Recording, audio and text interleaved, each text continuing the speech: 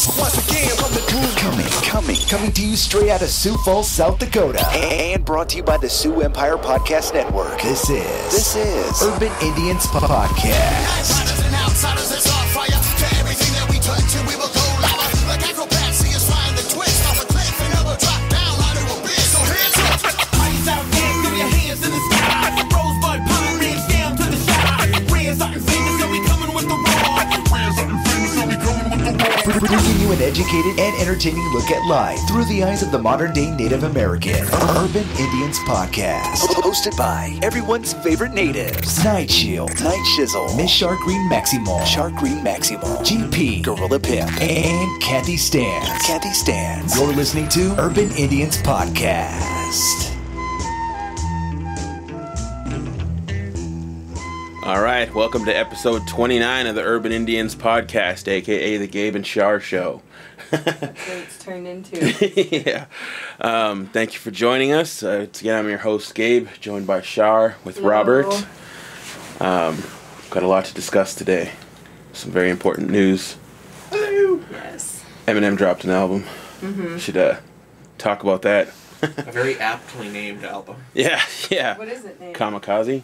Oh, okay. Yeah, it's got like the Beastie Boys cover. Yeah, when I first saw it, I thought I was like, "What is there a Beastie Boys thing going on?" Yeah, that's what I thought too. I thought iTunes fucked up. I was like, "Wait, what?" And then and then I downloaded it and was like, "Oh, well, clearly this isn't a Beastie Boys album." So. I wonder what like the motive behind it was. Or like, you know, the cover. Yeah, I haven't. You know what I mean? I've read a bunch of articles online about like talking about the album, but I haven't seen anything like discussing like the actual reason behind the album cover. Yeah. So I don't know, but Well, have you seen like? Because I've only listened to it on digital, but yeah. Someone posted the wraparound of Yeah. it or whatever, and on the back of it, it's you know, you actually see the explosion from it crashing. Yeah, that looks pretty cool. I've seen that too. Yeah, it's weird. I still haven't listened to it really. It's great. Mike was playing it at home, so I kind of heard a little bit, but I haven't like actually listened to any of the songs. Yeah, I was like. So it's like 13 tracks, right? Yeah. 2 of them are skits, I think, and there's one like I think it's like Good Guys or something like that. That's just like unlistenable to me. It's just where the. Well, yeah, like he like in the chorus, it just keeps saying like "suck my dick" and like I don't know. Oh yes. Yeah, I had to delete that one and then the 2 skits from my playlist of the album, but yeah, it's everything else is just So is it like a passionate hate type album? It's or? just Yes. like that song like Rap God. Uh-huh. It's like if that was a whole album. Yeah. Okay. Yeah. It's great. It was like 3 minutes into it, I was like, holy shit, this is already like my favorite album of the year. Like, yeah, a lot of people talk shit about Eminem, but I honestly, I think he's one of the best up there.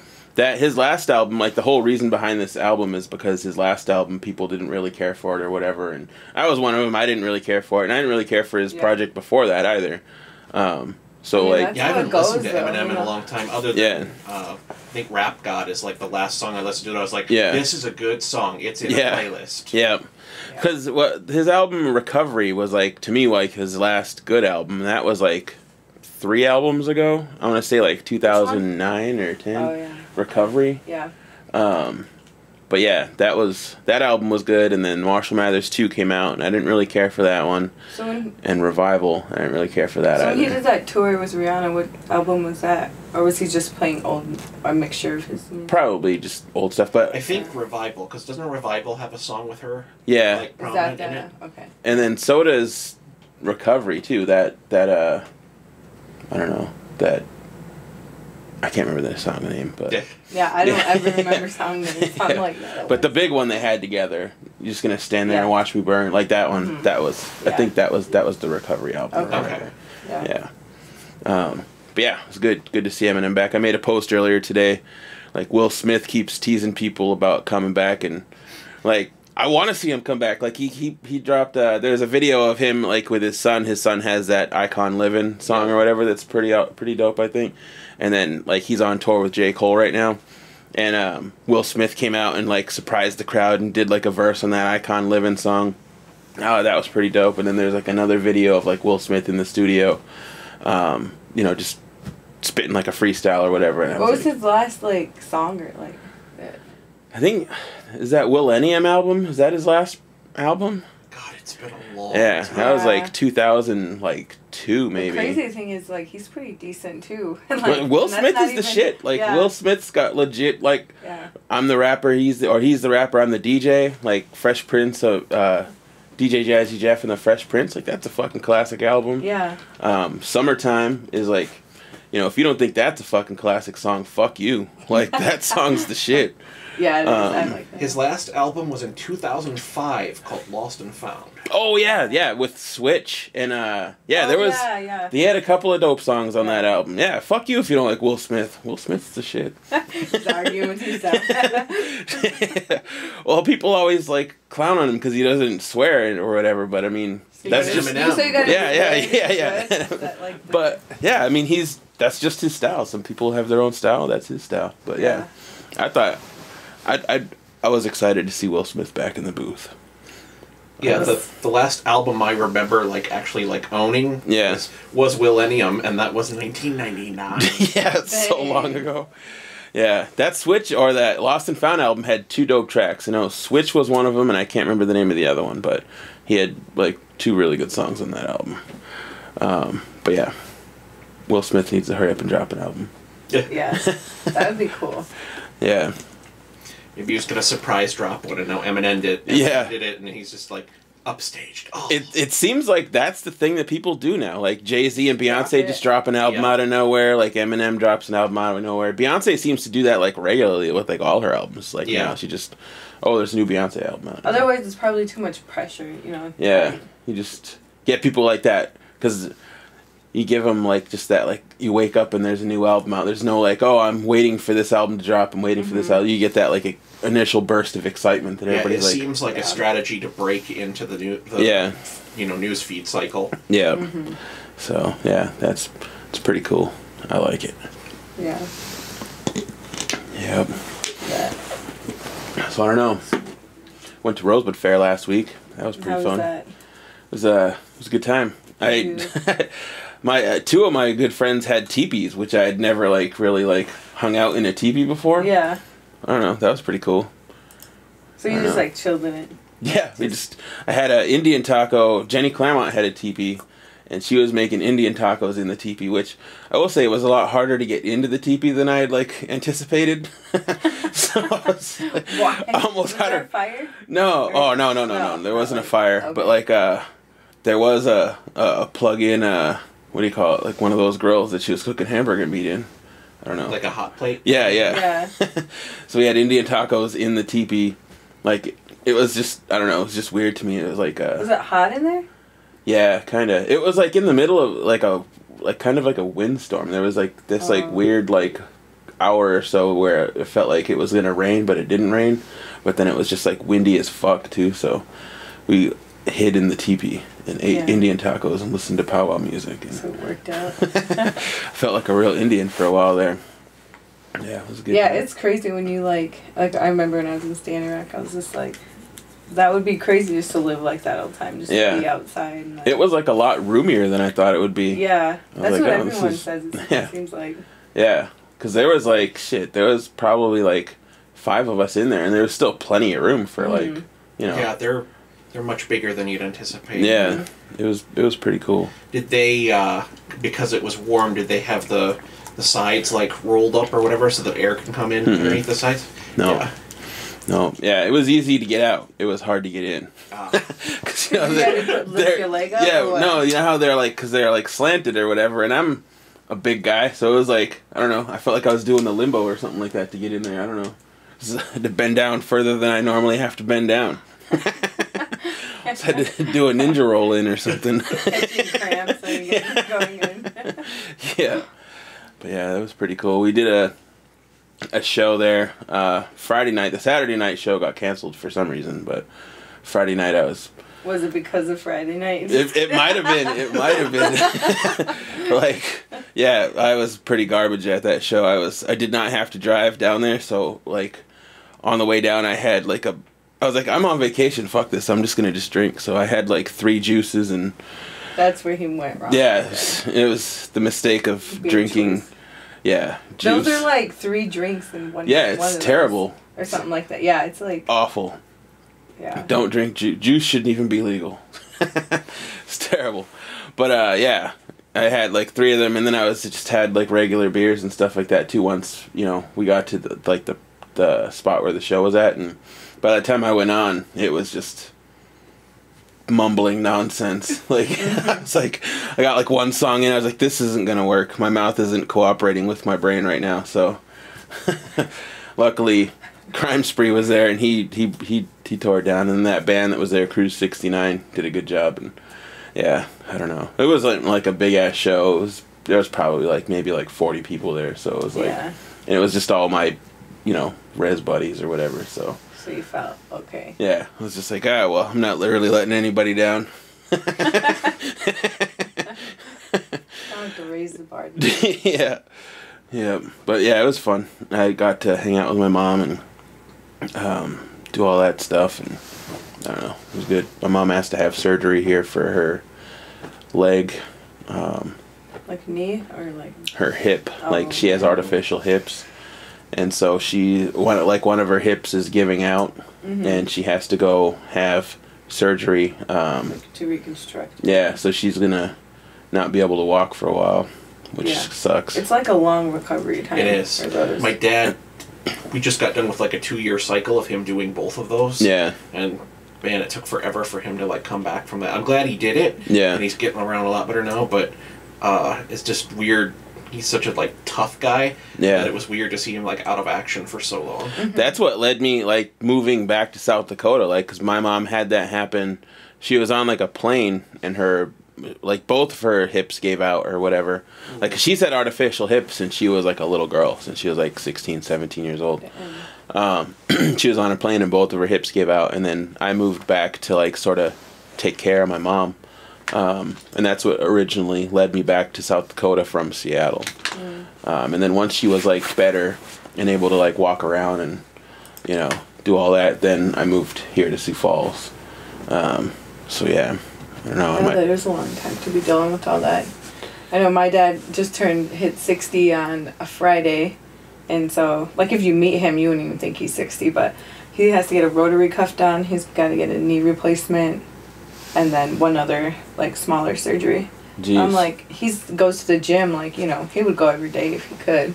I always see, whenever I go, I always see him. Yeah. He's always chit-chatting it up with me in the sauna. Yeah, like one day he like sneakily took a photo of my dad, or a snap. And then like, I told my dad later, he's like, that fucker. Taking pictures of me. Because he don't even know what any of that stuff is. But, I mean, he uses Facebook, but... I think watching our folks get older is probably one of the worst parts of adulthood. Yeah. Yeah. Yeah, I've been fortunate, and I'm, blessed. My mom's so stubborn too. Like she lives by herself, like in the country on the res, and like I was like yelling at her because she was trying not to get this surgery done. She's like barely walking around, and I was like, "Yo, like what the fuck? Like what happens if you like fall out in the yard or something like that? And then what? No one's around. Yeah, what's gonna happen? Like I was." That's what's crazy. Like I think I've had to like talk to my mom because she had to get something done, and she was trying to put it out, and I was like, I can take work off, like, don't worry, because, she has my twins, her and my dad during the day, but I was like, just go. Yeah. Schedule it for the soonest date, and then she got it done, like, a day later, but... She was... It was like, sometimes, like, when you hit adulthood... like a role reversal? Yeah, a little bit. I was talking to her, because, like I said, she was trying not to get it done. And then I was just like, look, I was even telling her, like, you can come stay in Sioux Falls. Like, stay at my apartment, it's fine. I'll sleep on the couch, just get better, And then she's like, oh, I can't leave my cats and dogs. And I'm like, man, fuck those cats and dogs, man. Like, let them be like the rest of the residents and cats. Yeah. Oh, man, but yeah. I mean, I'm sure that's hard when you're, like, so used to just helping yourself and, like, not having any... Yeah. Yeah. Yeah, I remember because she was like that with her mom. Like at the last couple years of my grandma's life. Like she lives in like a big house in Boston or whatever, and there was like they have like a big wooden stairs, and she was always getting mad at my grandma, because you know she didn't like her living in that. She was always telling her to live in like a somewhere flat where she wasn't gonna fall down the stairs or whatever like that. And so I was like, remember, you used to always yell at grandma, and like it's like that's what I feel like now. This is ridiculous. Yeah. Get it done. You know, it's gonna suck. She's like, well, it's not gonna be good. I was like, of course it's not gonna be good, but get it done. You know. Yeah, it would be better than like hurting or whatever she's going through now. Yeah. So. I think October 3rd is her surgery date. So, yeah.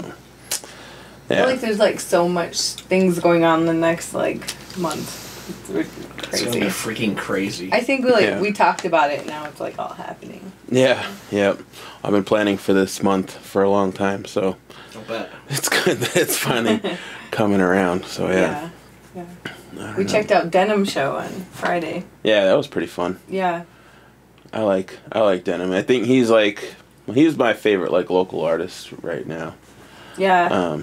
I try to like, you know, I really like supporting like local music, and so I try to like hit a show even if it's not one that I'm like used to listening to or my style. But yeah, I follow Denim since he's his first show ever. Yeah, I remember him.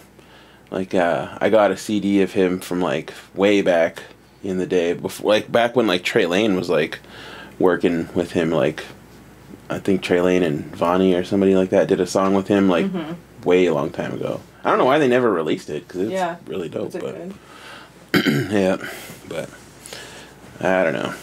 That was fun. Yeah, low key fun. Yeah, just hanging out with a bunch of lesbians. That was. I know. Yeah, we're a bunch of lesbians coming through. Yeah, and I remember that lady, that one, got mad at me, or she tried to get mad at me because like that.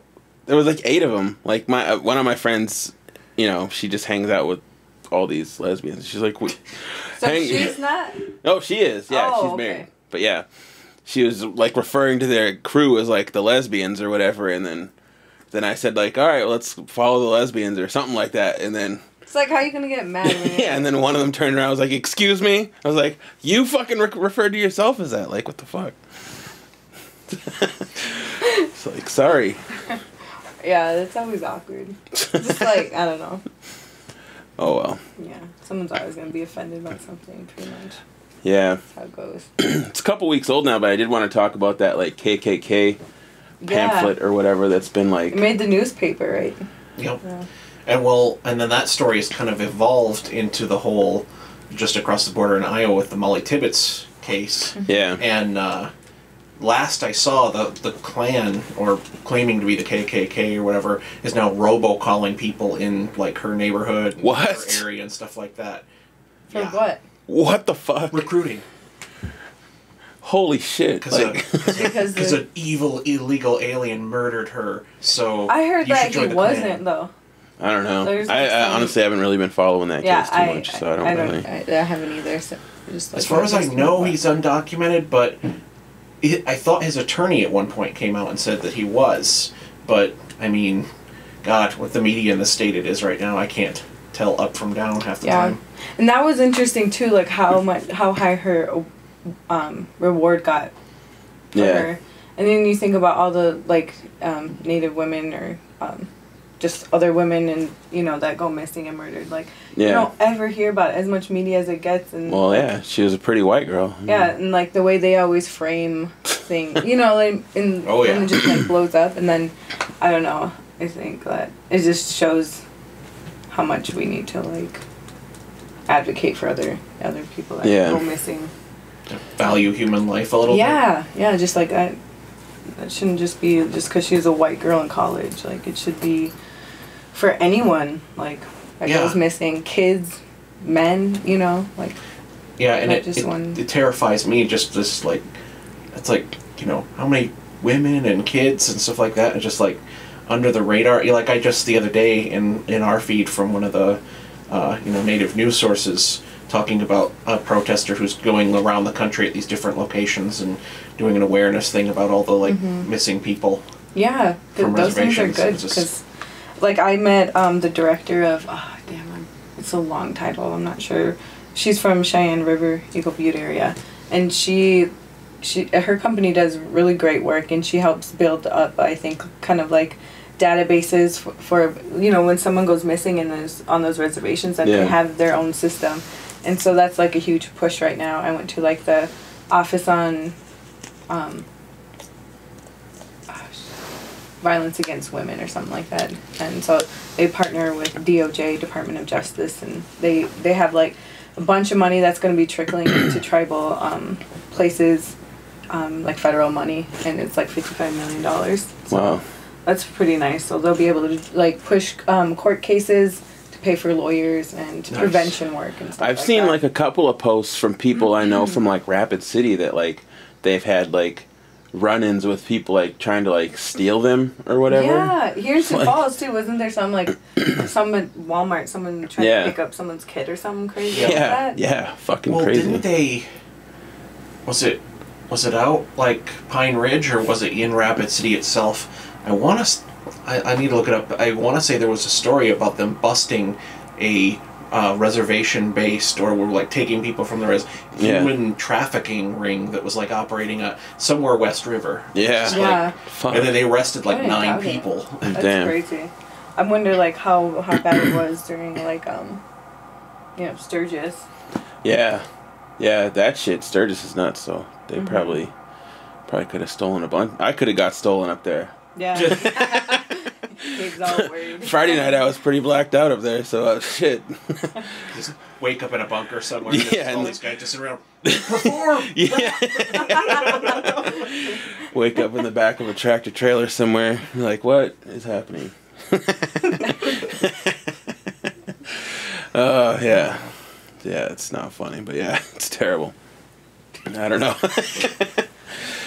I don't know. Yeah, I've seen it was like Mexicans or something like that too. Like in the stories that I've read, it's always been like Mexicans like that have been and stuff like that.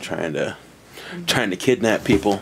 Yeah, I know. Like, a few years back, like I started seeing more like Hispanic people and African American people on my res, and I was just like, this is crazy. Because like, you know, you think back like even when 10 years ago, you see white people, you know, usually like the farmers or whatever, but like usually you don't see much mix on the reservation. So when you see someone, it's always like, okay, what are they doing? Yeah, it's suspicious. Yeah, and with the oil rigs being so close and drugs and all that, like I think there was rumors about like cartel being around, but scary stuff. Yeah, the whole oil boom kind of like opened a door there a little bit. That. Oh yeah.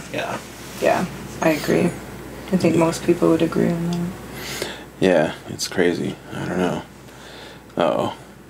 What? I think we were talking about Jenny. Oh yeah, she just posted a picture of her teepee on the on this. Yeah, it's pretty cool. Oh yeah, that is pretty big. Yeah. For people online, I don't know if you can see that or whatever, but it's pretty sweet. See it. Yeah, I'm comfortable. But yeah, it's pretty cool. It's hard to get in though.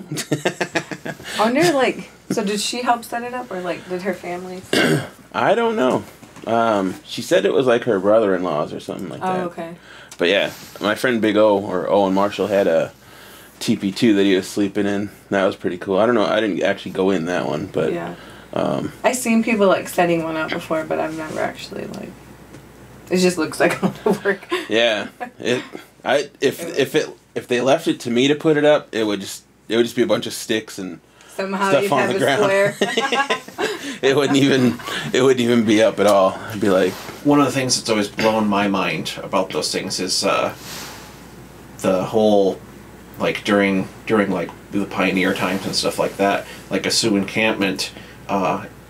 Basically, they could operate like a military operation where it's just like, I think it was 30 or 45 minutes, and they could like pack up everything and move the entire village just like that. Because there'd be like, you know, scouts would come back with reports of the location of a settlement. Yeah. And not a camp.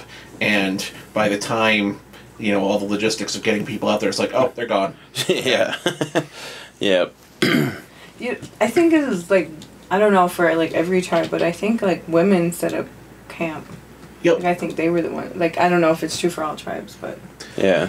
For the Sioux, like from what I know from like the history classes I took on it and stuff, women actually in Sioux tradition, according to one of my professors who was like the first man to be a white keeper of the lodge or something like that. Yeah. So he like married into it and stuff like that, and studied Lakota religion was like his big thing. Yeah. And anyway, he said that the tradition amongst them was that women owned all the physical property of the camp. So it was their problem to take down the teepee and move fast, and like what we just talked about. Yeah. Mm-hmm. But they were also like, for legal purposes, like if a couple separated or something like that, the teepee's hers. Yeah, I heard that like the woman would just like put the man stuff like outside the teepee, and that's how. And that was a how you would symbolic. know. Oh, really? Yeah, that was like. It's like I'm done with you. Yeah, and then that's a story you tell too. That just like set the man stuff outside the teepee, and that was and in the center, like towards the center of the village, and other people would see it, like, oh, okay, it's over. Yeah. Yeah. Hmm. Yeah, so Somebody a lot else's different teepee than creeping now. nowadays. Yep. Yep. Now Breakups just last forever. Yeah, now it's just natives with like Walmart bags and they're closing it, finding somewhere else to stay. Yeah. I don't know. That's crazy. That is. So you got your show coming up. October 6th at Icon. Tickets are on sale now from me or a couple of the other acts, or you can get them at like Last Stop or fucking the Icon and collectiveeffortsunion.com. So should be a good show, hopefully. You know. What are the numbers at right now on Facebook anyways? Did you check? I don't know. Facebook you can't really. Yeah, it's like, usually half of it. Like it won't even really start to pick up until like the week of. Like now it's just like making people aware that it's happening. But like the actual like real like push towards it won't start till like the last week because I don't know. Seems like a lot of people were sharing it and we're like, I'm coming. Yeah, I hope, man. I fucking hope so. Shit. Right? All the money you're going to be spending. Yeah.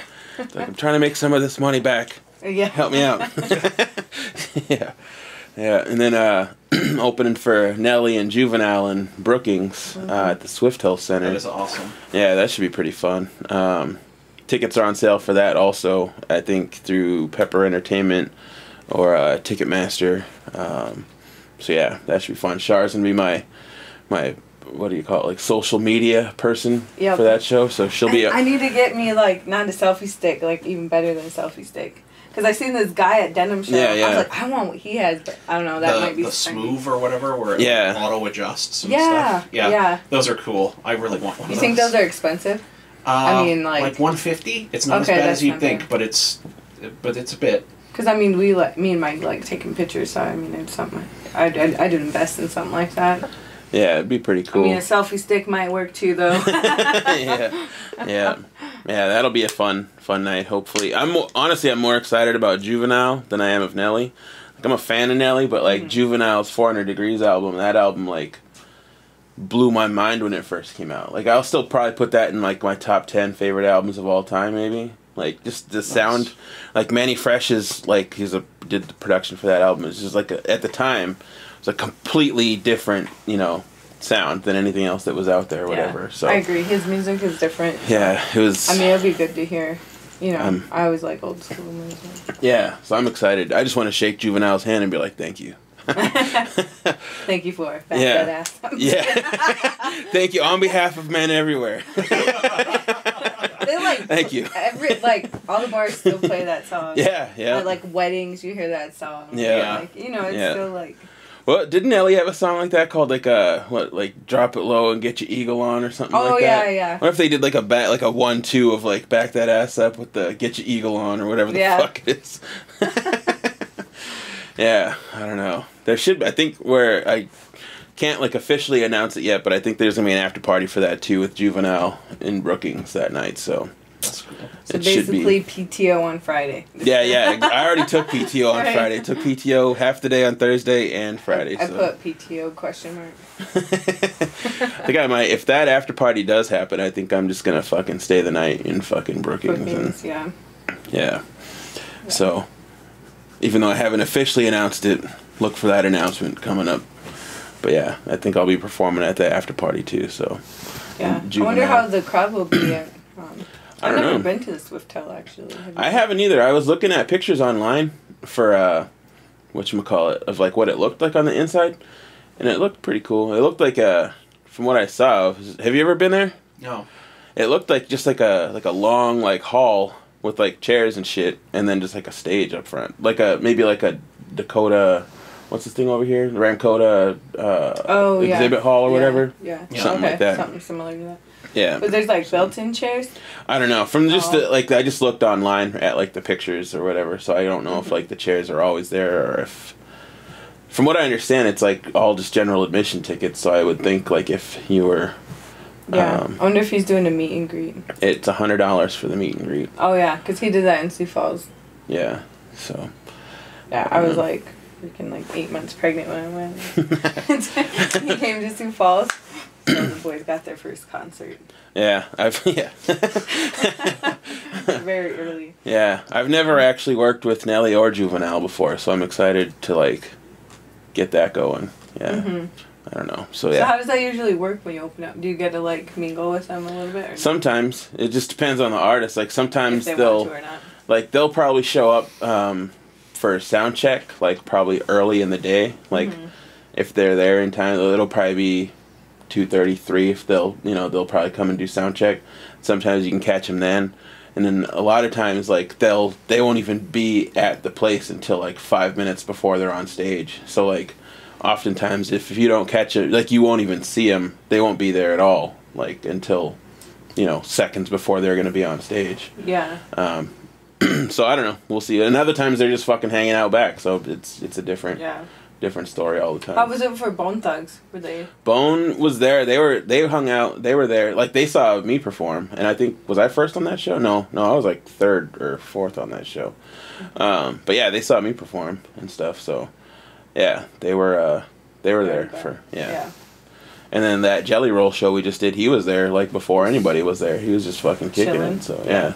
So that's cool. I'm sad I missed that one. I really wanted to check him out. Yeah, I can't remember if I've ever told the story on the fucking podcast before, but one of the funniest shows I ever did, like, way back in the day, but this is before, like, Sioux Falls had, like, hip-hop shows, and before, like, any of that, once a year, we'd be, blessed to get, like, Bubba Sparks coming through town or something like that. Way back in distant year 2004! Yeah. I was, like, in high school, though, so. Yeah. This was like 2004, 2003, something like that.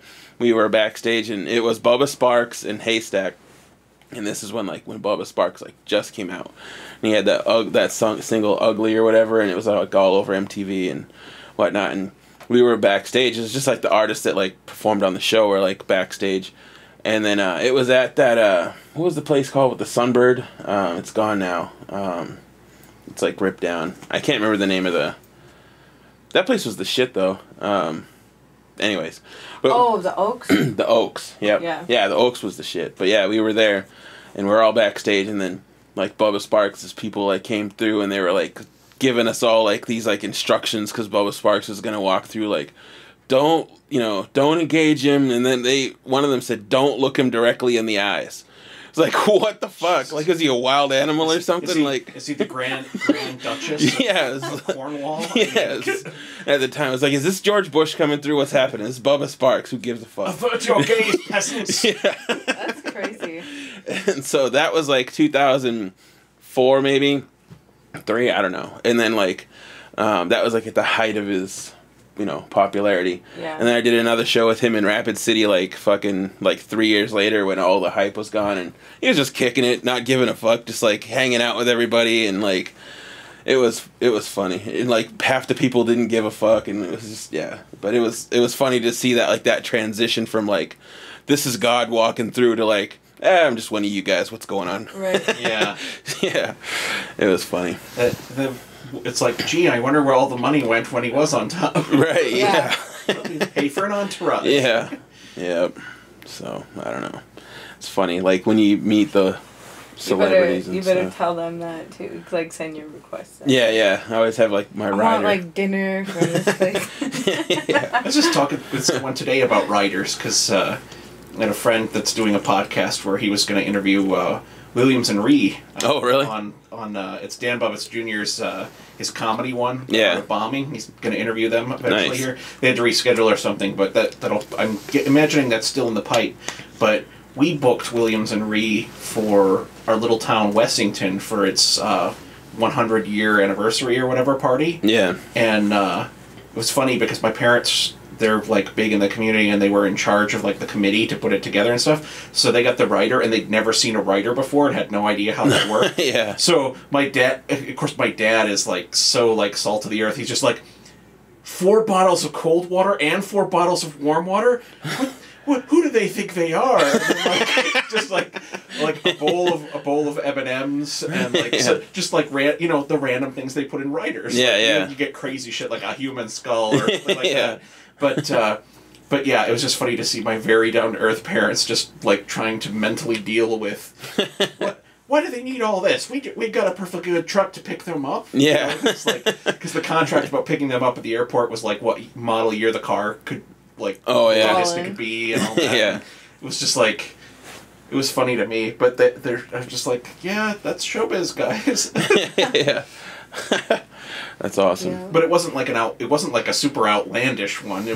But it was like basic like hot water, cold water. Sometimes those riders can fucking like kill you, like because you'll pay the set fee for to book an act. And then their riders like an extra like grand or something like that, and just like nonsense. Like some artists would be like, I need like a fresh pair of like Jordans and like all this extra shit. Like that's ridiculous. Yeah, it's just like god damn. We had a long. I think that kind of came up because we talked about that a while back on Dress Code with the riders. Cause that wasn't the episode where you were on, was it? No, okay. I don't think so. Where we were talking about like. Different, especially like metal artists, it's like you had to have a human skull made out of chocolate or something like that. Just, and then somebody that would worked at Icon or someplace like that in Sioux Falls was like going through some of the weirdest things he'd ever had to procure, and it's like it's just to make sure you read the writer. So half the time you call them up and it's like the best we can do is a skull made out of cabbage, and they're like close enough. Yeah. A skull made out of cabbage. No, I was like, that would be hard. Yeah. The chocolate one would be easier. Yeah. That's funny. Yeah, it's some of that stuff. Yeah, is crazy. I don't know. Or I wonder like if every like famous person's like that. Like you think of like who's coming here, Carrie Underwood. Yeah. Oh, I'm sure her rider's ridiculous. Oh yeah. You think so? Yeah, I'm sure. Anybody that's big enough that they're doing like the Premiere Center has probably got a pretty decent. Yeah, and because they're probably providing for, I don't know how many people are on that team. Probably there's probably 25, 30 people that travel with her. So you think they give them food and stuff? Probably meals, fucking beverages, all kinds of, and who knows what other kind of like weird shit she wants or whatever. Yeah, so I'm sure that rider's pretty fucking ridiculous. Yeah. But I mean, it must like the Premiere Center gets like some like cut, right? Or like cut it. I don't know. Well, they'll make money off the ticket sales. Oh, okay. So, okay. Yeah, that's how they get there. So they pay her to come, and then like they'll pay. Yeah, they'll okay. be. That's how they set the ticket prices and shit like that. So, yeah, I don't know. I seen Smashing Pumpkins there a couple weeks ago. Yeah, that was pretty cool. Right. Yeah, I heard about that concert. There was like nobody there. Yeah. Really? Yeah, there was like people. Like the whole top area was like. Open? Cordoned off. Like you couldn't even go up there. Okay. And then we moved like because there's no areas. Like our seat was like way in. At first, our seat was in the upper deck, and then we went up there, and they were like, "Nope, you guys got seats downstairs or whatever."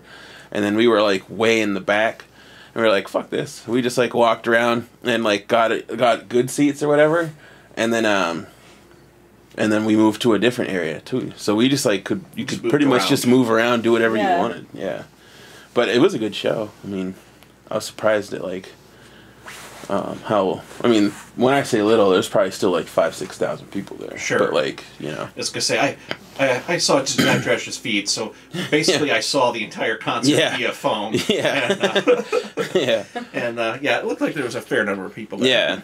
Yeah. It's just like. I don't know. I would have expected them to sell more than that, but I don't know. It was. Yeah, I remember I went to like Keith Urban because there were like free tickets from work, and that thing was like crazy packed. It was ridiculous. Like there wasn't one seat open. It was so hot. Yeah. But Yeah, and then I went to Lil Wayne there. Yeah, I've seen... That didn't sell out either. Yeah, but we had pretty good seats for that. I was on the ground. I was on the floor, like row 5 or something like that. I was supposed to open for that show. Was you? Yeah, like I got free tickets to that show because I was gonna open for that show, and then they Wayne like said no locals or whatever, and so the that's kind of shit. Yeah, and then so like the promoters gave me free tickets because they were like sorry, so I had pretty decent seats to that. Opened up the 2 guys. Ray Shermond or however the fuck you pronounce your name. Yeah, I don't fucking know. They ended up blowing up after that though. Yeah. They weren't that big, I think, when they came. Yeah, have you seen recent pictures of Lil Wayne? Ugh, he looks gross. Didn't he like have more involvement in Drake's album or something? This last one that came out? I don't think so. No? Is he even on it? No, like the beats and stuff. Oh, I have no idea. I thought I heard that. But I've seen pictures recently of like Lil Wayne at 2 Chainz's wedding or whatever, and he looks fucked up. Like the drug, whatever he's on, lean or whatever, is codeine, is just ruining him. Like I seen like somebody posted like a side by side of like Lil Wayne from like 2004 to Lil Wayne now. Yeah. And it looks fucked up. So drugs. Yeah. Drugs are bad. Mm-hmm. Drugs are bad. Yeah. Stay away. That should be enough for a kid to like stay off that stuff, you would think, but yeah. Like you see those meth before and after pics. Yeah. Like I think gel promotes that or whatever, but it's like holy shit. Like 6 months, a year, totally different person. Yeah. Meth is something that I'll just never understand. I'll never understand the desire for that. Like, when you see the consequences in so many people and, like, how it just destroys your body and, like, how people look afterwards, I'll never get that. It started as a productivity drug. Really? It started, originally it was brewed by blue-collar workers in Asia, especially, like, South Asia. It's really, really popular there. Stay awake. And so they could stay awake and work extra hours and stuff like that. So if you go, like, especially Indonesia has a huge problem with it, apparently. Really? Probably because it's, like, cheaper than, like, other things. Because it's easy to make there, and then culturally it's more acceptable there. And, yeah, because it's, like, funny, the definition of, like, a tweaker in America compared to one in Asia, it's like the guy in Asia looked perfectly like a normal, he's like a painter, but he's like, I can work like 2 more 16-hour shifts for my family and stuff like that if I load up.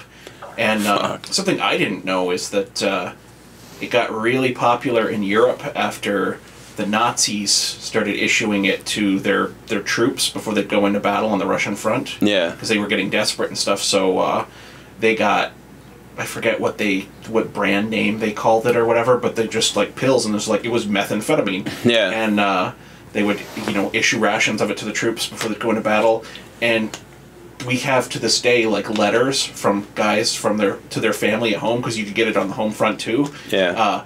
Basically their letter to their family, to spend the whole thing just begging them to send them more. And it was just like fucked up.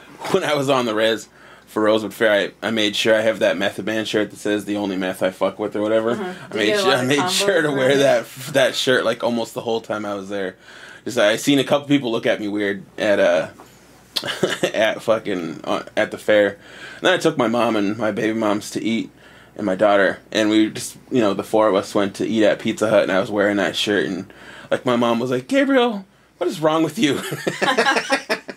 Because even in adulthood, you get your mom to be like, take that t-shirt off. And I was sitting like right across from her, so she just was like staring at it. She's like, I can't eat looking at that shirt, because like the shirt's it's got Method Man with like his eyelids flipped up or whatever, and it's getting chewed out by my mom. But Jeez, when I was in Rapid the last time, so like last month or whatever, this chick was like looking at jewelry and stuff, and I didn't think nothing of her, but then like she started moving around a lot, and I was just like, okay. And then she was still in the same spot. She might have been trying to sell, I don't know. Really? She's just like walking around like. Yeah. I'm like, man. Meth. Yeah. It's crazy. Yeah. So everybody on meth, just know you're doing some Nazi ass shit. Right. Yeah, it's all bad. It sure is. So we got Ryan Craig going to be calling up here in a little bit here. He's produced a short film. I've known Ryan for a long time now. He lives in Washington on the Yakima res. He's a DJ up there, and recently produced a short film, which was pretty impressive. Something I've always kind of wanted to do. We were talking about this earlier, but it'd be kind of cool to write like a little script and put together like a, you know, like a short, like 10-15 minute film or whatever. Mm-hmm. And so I was really excited to see him produce this, because it's something that I've always kind of wanted to do. At some point, I'll do it. I don't know. But yeah, we'll get to hear how he accomplished this, and yeah, I don't know. Yeah. It should I was be. gonna ask what's that about? It's called Guardian Ancestor. It's pretty cool. It's pretty cool. I liked it. It was like, and he said he did it all in like one day. Like he shot it all in like one day, which is pretty impressive or whatever. Yeah. So. I guess when you have a vision. Yeah. Sorry, go ahead. Oh, no, that's not. It psyched me out because there's one of the locations where they're filming is like a trailer that has a smoke detector that the battery needs to be replaced in, so it's like every few seconds it's doing that beep. Yeah. And I just it's the exact same beep the one in this room makes. Oh, really? I just replaced it like 3 days ago, and I was like, what the fuck? And so I was up there like poking and stuff like that, and realizing it's like, well, it's not flashing and it's not making the noise. So then I'd sit back down, watch the video. It would go off again in the video. Son of a bitch! Because I had the surround on, and then I was like, finally, I was like, I think it's in the video. It's like it's pretty pathetic how long it took me to figure out that I was hearing it on the TV and not the actual smoke detector. Yeah. Oh yeah, another other big thing coming up in October is the Native American Day Parade. Yes. So it'll be the first one ever in Sioux Falls. So it'll be cool. We'll see what the turnout is. You know, schools are in session, so. I got that day off work too, so. Yeah, I took it off too. We'll so. Be there. I don't know. Should be pretty cool. Yeah, I'm gonna. Yeah, it's not. What if we're the only ones with a float? No, I created a Google form, and so you're like, who are these weirdos? I'm like helping with like the registration. Just just rolling down close all these streets just for us. I gotta say that'd be a hell of a marketing move. Yeah. So, right now there's like, you know, the number's decent, but obviously we don't want it. Our goal is 100, but I was telling Richie, you know, he's from Rapid area. I was like, we're not Rapid. I don't know if it's gonna get support like Rapid did, but you know, the goal is. You know. We should get him on here one of these times. Yeah, he wants to, and maybe when it gets closer to the parade, like that would be cool. Yeah, he's hilarious. And we got the Dakota 38 plus 2 riders, or he did. Yeah. So that's that'll be cool. Nice. Yeah, and then Tim Gallego, he's the one who started it in Rapid, so he'll be like the leading it off. So it's really cool. I know I've talked to a lot of like reservations around Sioux Falls, and a lot of them are having like their youth do one since they're out of school too. Yeah, I took the day off as well, and then I have not had any luck yet on the flatbed. I'm still okay. I still have people to call. I've had so much crap going on that. Oh, here he is. Good timing. Yeah. Hello. Hey, what's up, man? Can you hear us? Yeah, I can hear you. All right. It's Ryan Craig from the Yakima Res, man. How's it going? Yeah? I don't know. We're having trouble hearing you.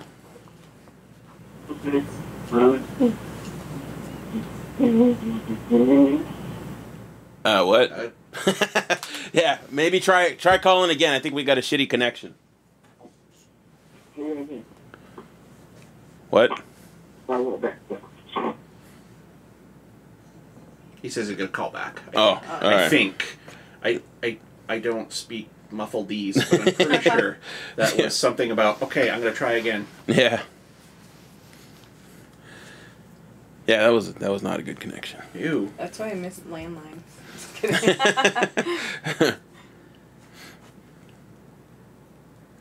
I've been tempted because I get it through my work if I want it. Oh yeah. I actually wanted it when I first started there, and they were just so like taken aback that someone wanted a landline that I think they like ditched the form or didn't finish filling it out or something. Because I was like, they're like, yeah, the cable, the internet is like, and you want a landline? What? Yeah. Like I wouldn't mind it. But most landlines anymore are basically digital simulated. They go to the like switch, and then it's just the same as digital now. So. Yeah. Oh, really? Huh. Yeah. I did not know that. Because it saves them so much money and space, and I had to rip an analog phone system out of a building that had been a call center. Yeah. Replace it with a digital one, and it was just like mountains and mountains of wire replaced with a box this big. All right. Let's try now. Can you hear me now? It's better. It's better. I wouldn't say much better, but it's better. Good. How's it going, man? Good. How's it going? Oh man, I'm doing great. It's good to finally get a chance to be on with you guys. I wanted to tell you guys that this thing that you're doing with this podcast is so awesome.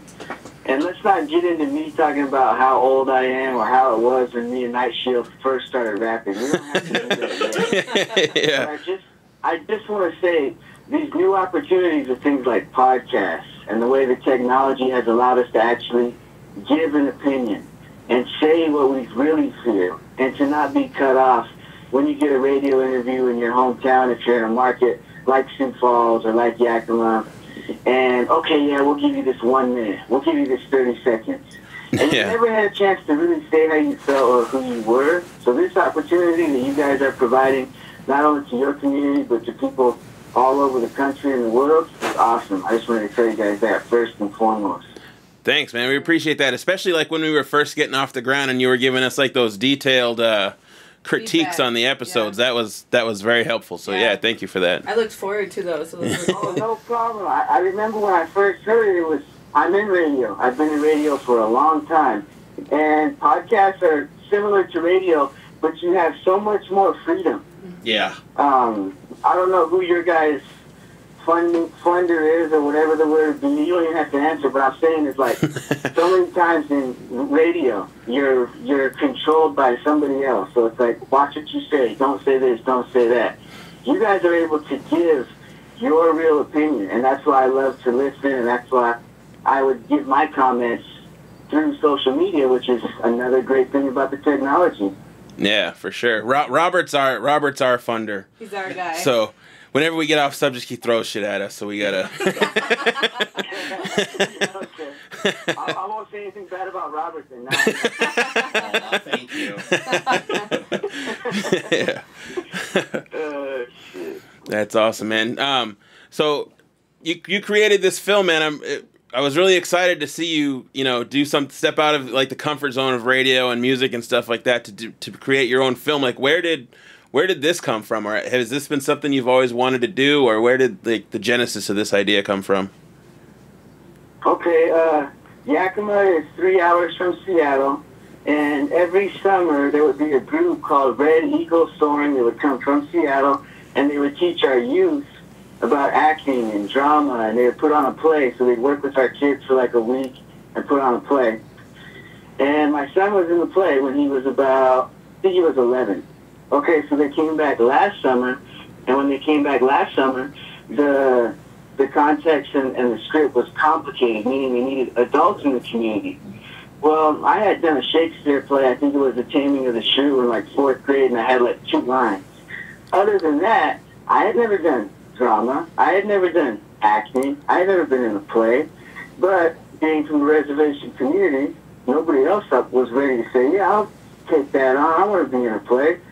So I volunteered. Once I was in the play, it was like acting became like this thing that I studied and I became interested in. And it was just the process of asking somebody, how do you write a script? How do you write down your ideas? And from there, it was like my son and his cousin were with me all the time. And so I said, you guys are going to be the ones that are going to be in this little short film that we're making. And that's how I was inspired to do it. That's awesome, man.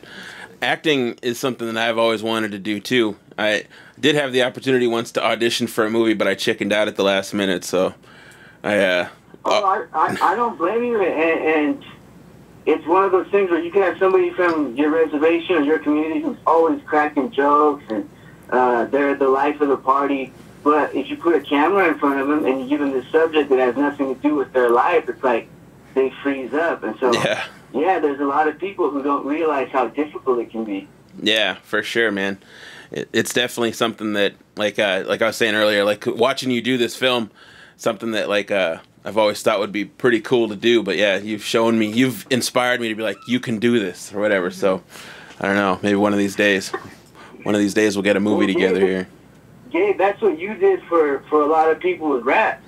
You have to remember that. And I know you're not a cocky guy. You don't like to say, oh, everybody give me my props. But Night Shield Entertainment started like at the infancy of native hip-hop, meaning I remember being on a computer. If you Googled native hip-hop, after Lightfoot, you were one of the first ones. So what you did for me in rap, maybe I return the favor by doing for you for writing your script and making your film. Absolutely, man. That's awesome. Thank you. Yeah, that's 100%. Just seeing that, like, you could do this, and especially you filmed this all in like one day too, right? I did. I filmed it in one day, $1,000 budget. The location was 3 different towns on my reservation, but yeah, it really was all done in one day. So would I do it like that again? Hell no. Yeah. We got, and it was one of those things where, like, the guy who was doing the editing and helping with the editing and doing the filming was saying, we got to go back and do this again. Oh, and he's just, like, pulling his hair out and saying, it's okay.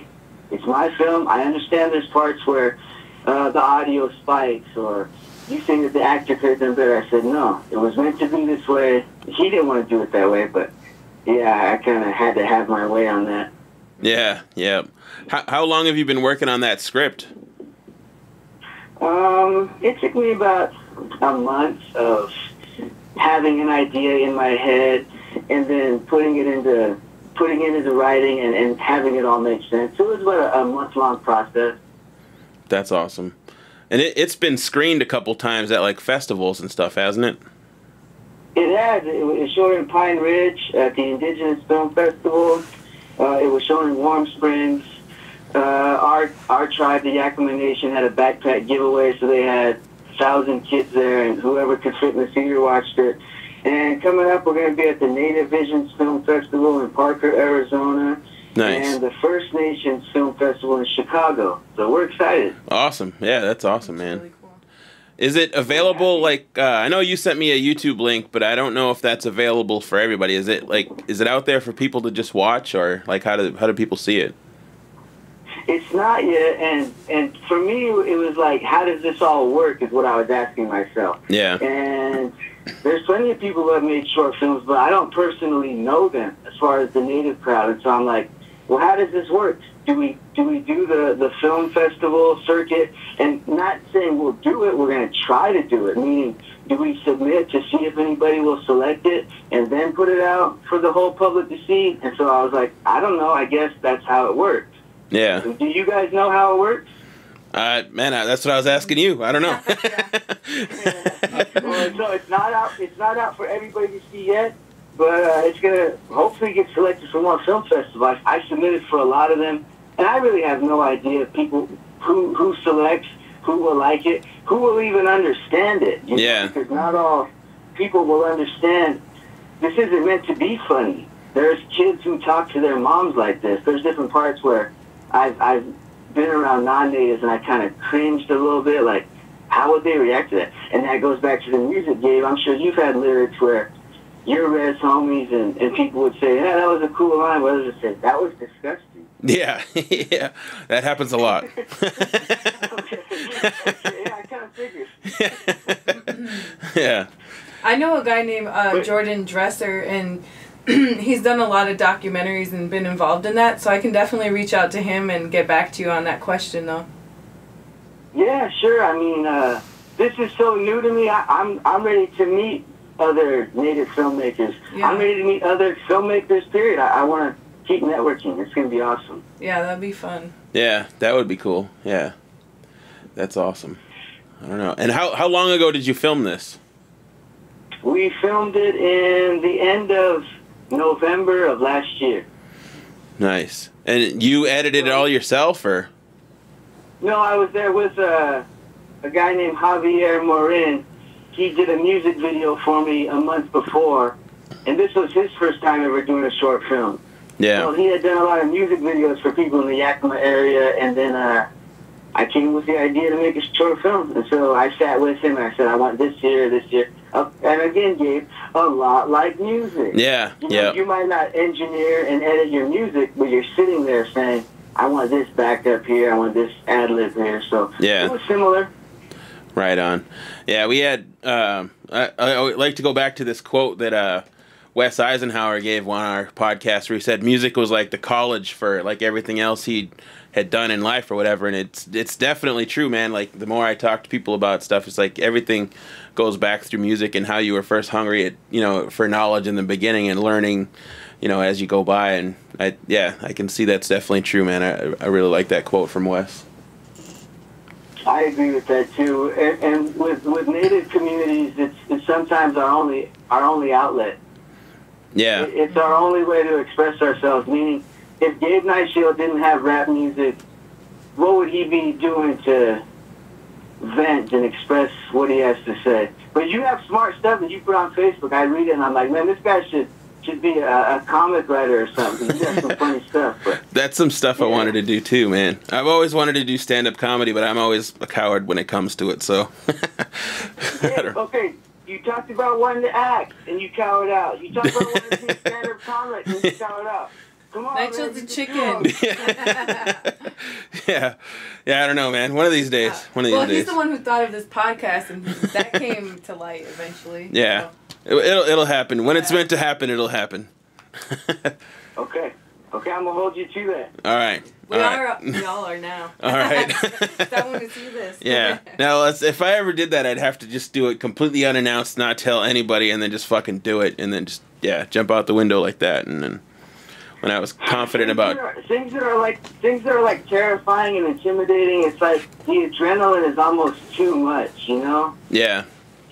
But once you're able to do it, I guess it would be like, I don't know. Once you're able to do it, I guess the adrenaline becomes addicting, right? Oh, for sure. Especially like when, like, live performance, like it's you can't even describe that feeling. Like when you're in front of a bunch of people and they're just like loving your music and stuff like that. And yeah, it's definitely an addiction for sure.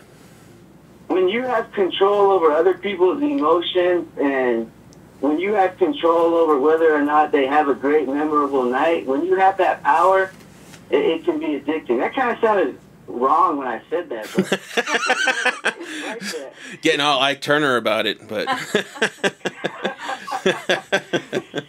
yeah. Why don't you? It's good to finally talk to you guys, man. I mean, I've listened to the program, I've listened to the podcast, so I wanted to give you guys a lot of props about what you guys are doing because this stuff is awesome. Thanks, man. Why don't you tell us a little bit about the Res Hogs? What are you guys up to these days? Are you guys still working on new music or what? The Res Hogs. Well, the Res Hogs name, the Res Hogs logo, the Res Hogs brand, well, I'll never let it die. I'm the founding member, and so in the heyday, in the prime of 2007, 2008, 2009, if we said there was a show, there were at least 10 rapping members and 10 entourage members ready to go. Yeah. If we had a show somewhere, whether it was here at home or Seattle, Portland, all the way to Seneca, Niagara Falls Casino where we performed with you, we had people ready to go. Now, here we are in 2018, and the res life, and even the rap life for that matter, is a hard life. And so I've got members of my group who are now locked up. I've got members of my group who now I don't see anymore. But there are still Res Hog members who are making music and affiliates who are making music. So Nate, who was the other Res Hog, he's working with Big B. He's in Warm Springs doing good stuff. And then other people have families now, and they dedicate 100% of their time to families. And so the name is still there. The brand is still there. The back catalog is definitely still there. Yeah. But, I've kind of shifted into filmmaking and using the back catalog and then helping other young artists for these films because I've got a lot that I have planned and in the works. So are you working on a new script or working on a new film project at the moment? I am. I'm getting together with a group of actors once a week at our tribe's library. That's like the central location for people to get together, and we're practicing it. And this one has to do with the 18-year-old Native woman who has a relationship with her estranged father where she reconnects with him after about 10 years of not seeing him. And now he's living on the street, but comes to find out that he has a grandson. So It kind of shows the dynamics of how does the 18-year-old feel? What does she have to say about her dad who's been out of the picture for so long? What does the baby mother have to say? What's her perspective? But then, how does the 38 to 40-year-old man feel? What does he have to say to his daughter now? Because that story isn't always told, you know? Yeah. Wow, yeah. Every man you see, every 35 to 45-year-old, and I'm doing air quotes or bunny ears, deadbeat dad, he didn't plan that. He didn't want that. He didn't plan that.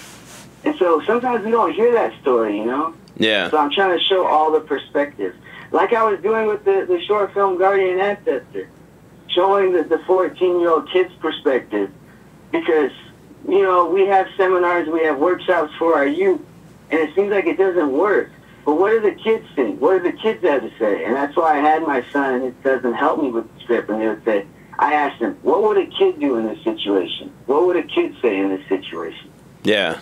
So, yeah, that's what I'm trying to do, is to tell the stories from our perspective. That's awesome, man. Well, yeah, it's very inspiring, and yeah, man, it's exciting to hear you going through this. It's definitely sparked some interest in creating something for myself along those lines.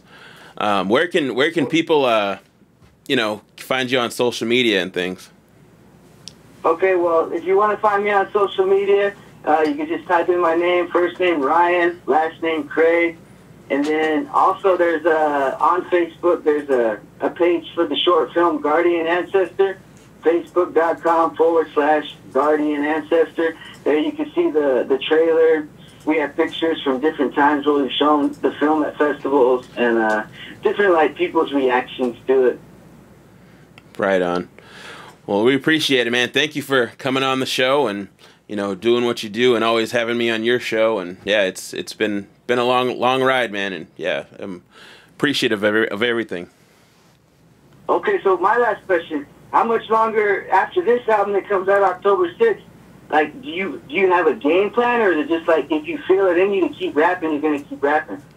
That I always say this album's gonna be my last album. So I don't know.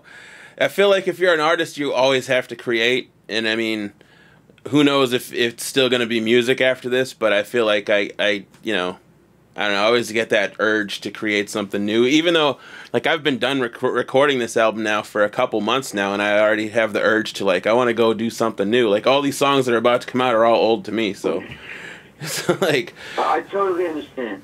Yeah, who knows? We'll see. All right, guys. Well, thanks for giving me this time, and best of luck with everything you guys are going to be doing in the future. Thank you, man. Thanks. Thank you. All right, we'll talk to you later. Have a good one. That's really cool. Yeah, that's cool. Ryan's a good dude.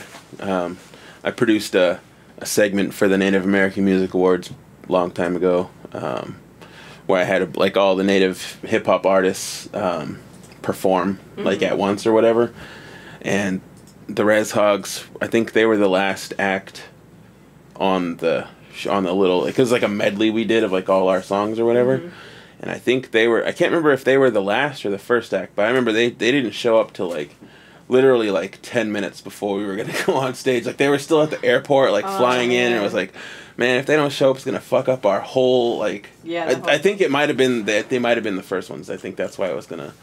But yeah, ended up working out. yeah, but they showed up at the last minute some superheroes and came in, and yeah, it was great. But yeah, that was me and Ryan So go it's way a back. collaborative thing. Yeah, it was how they have the fucking, you'll see them at the Video Music Awards or something. There'll be a medley of a bunch of I think every person had a a verse, and we had like these dancers and stuff that were dancing and things between. Sounds awesome. It was pretty cool. I think you can find it online. It might be on the Native American Music Awards website. They'll have to do something like that again. But yeah, it was pretty dope. So yeah, I've worked with Ryan for quite a while. Like I said, he's got a radio show up there, and he always has me as a guest up there every once in a while. Res radio station? Yeah, yeah. But I can't remember the name of the station, but it's pretty cool. Similar to like Yankton, what they got going on. Yeah, yeah. Like I said, I can't remember the name of the station, but it's always fun to go up there, listen to or talk some shit on their radio. I don't know, but I don't know. I think that about covers the topics for the day. I don't know. Yeah. Do we record? No, wait. What? I'm thinking of October. When we record, it'll be after your show, right? The next one is 2 weeks from today. I mean October. Yeah. So the 16th. Okay. So wait down. Yeah. So I don't know. Actually, what's today? So, oh fuck! You know what I missed? What? I missed your September. Like in that calendar. I didn't get it. Yeah, I was gonna like promote that on my Facebook page, but I totally fucking spaced it. I forgot that was like a year ago or whatever you did that. I moved this TV in here. Yeah. Back there, but I feel like that's the whole reason I hung this in there. Audience is getting a great shot of my ass right now. If shout out to the what is it? Was it Flora's Buds and Beards calendar? I missed your September for. I feel like it's fuller now. See, I thought I'd remembered you were October. That's part of why I was waiting, but. Yes. Buds and Beards. I'm officially a calendar model. Fuck. Look at that. Yeah. God damn, that's sexy too. Let you hold that. All right, but yeah, Buds and Beards. I don't know if these are still available, calendar. but yeah, it's pretty cool. So shout out to Monique for putting that together. But yeah, it's good stuff. Yeah, you never mentioned that. Like I guess forgot. It just hit September. Yeah, I was waiting all month too. And I was like, you know what? I'm gonna fucking talk some shit about that. You'll see a post later on tonight. But that's awesome. Yeah, but yeah, I think that wraps it for today. I think we're gonna end the show with my homeboy Nataanii Means. Just dropped an album that you can pick up on iTunes and Spotify and everywhere music is sold. It's called Balance. But the song I really dig off that album is called My Confessions, which we will be ending the show with. So thank you to everybody on Facebook for tuning in. Oh, and actually, sorry, I should fucking mention, tomorrow I'm going to be doing like a MTV Cribs on it's going to be for this thing called Pokemart, which is like for nerds. And comics. Yeah, so I get to show off my nerd collection on. And your posters. Yeah. So that's what I got to do tonight is go clean my apartment and make sure. Yeah. Halfway decent. Yeah, I was gonna go like the Red Man route. I was gonna hire like a couple, like people to like just be passed out in my living room. Have like a stripper like just passed out on the bed, just thong out. Like half hanging off the countertop in the kitchen. Yeah. I was like, I better not do that. Just be super. Yeah. So you can check that out. That'll be online tomorrow. So yeah, thank you guys for listening. Thanks, Char. Thank you, Robert. Thank you guys. Thank you, Ryan. And we will see you guys in 2 weeks. You know, it's been a long time coming. I wanted to get this off my chest, and I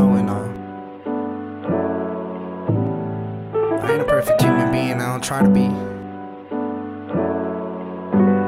I have a lot of things I gotta work on, and this track talks about it.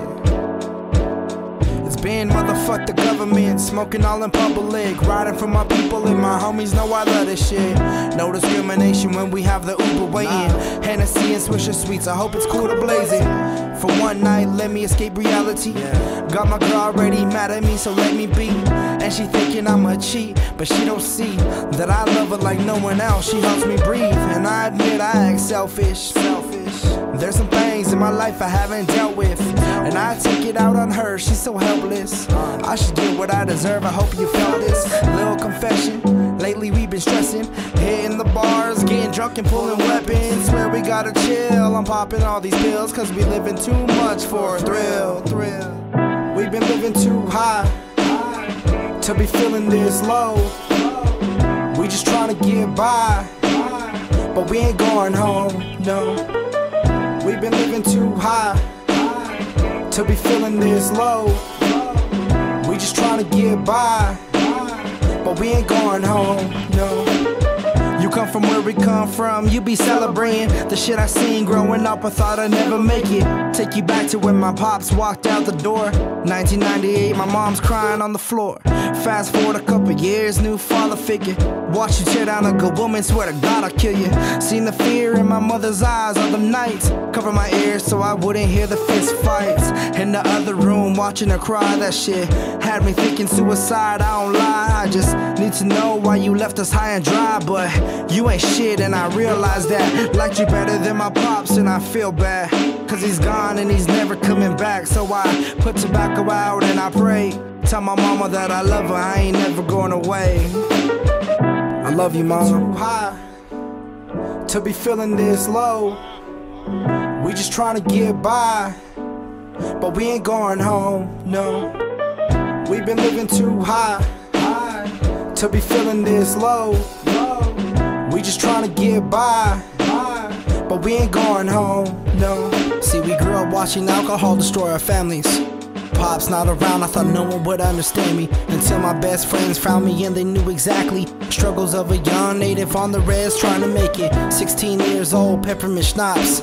Buy another bottle and we throw it at the cops and we laugh now.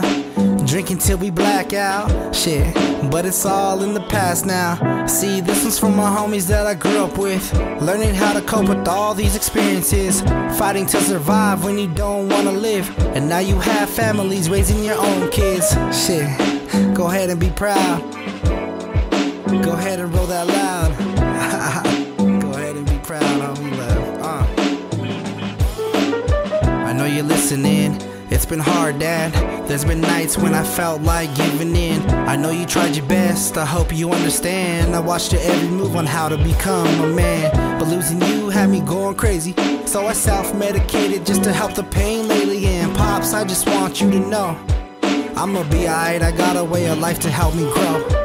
We've been living too high to be feeling this low.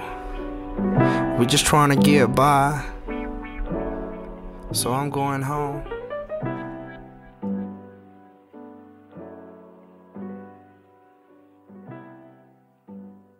A production of theSiouxEmpire.com.